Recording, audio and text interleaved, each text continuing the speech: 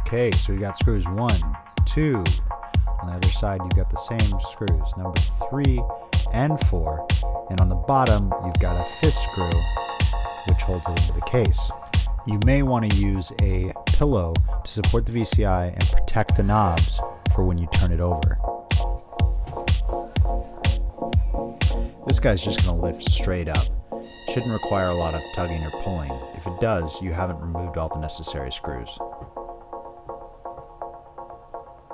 There's 2 screws here, one on the right and one on the left. This may require some tugging because it's glued on. Make sure you reaffix it later with tape or glue. Now remove this screw and gently lift the PCB out of the case, exposing the bottom side.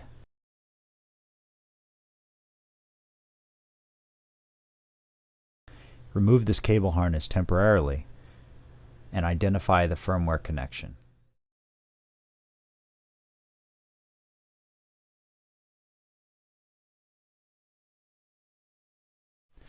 After downloading the software, get your firmware upgrade plate, and if you don't have a serial connection on your computer, you'll need a serial to USB converter cable. Our PCB fits right on top of the VCI circuit board.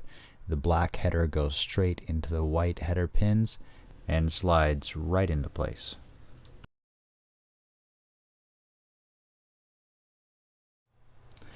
Connect the USB cable, but make sure the power switch is off, which is the middle position. The right position is on.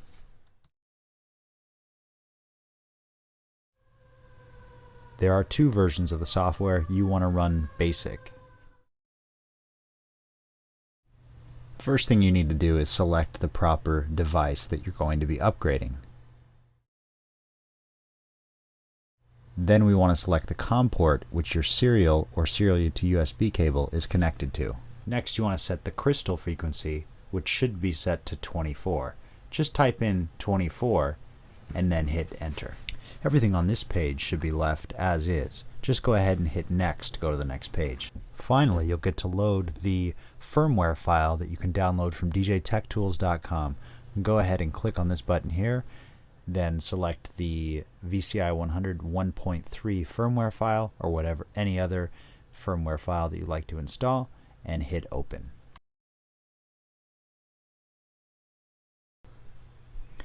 Now you're going to want to go ahead and turn the VCI power on by switching the switch to the right. You'll know it's in boot mode because none of the lights on the VCI-100 will be on. And finally, you're ready to go ahead and hit Program Flash and upgrade your firmware.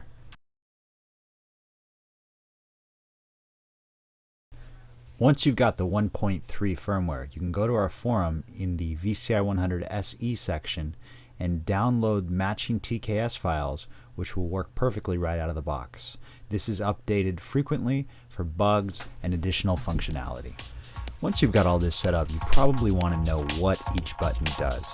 So I'm happy to announce that mid-September we're going to be releasing our overlay package, which will be a high-quality, OEM-looking overlay which will change the entire VCI-100 top surface to either black or white and give you all the labelings of the original VCI-100 Special Edition that was sold on djtechtools.com.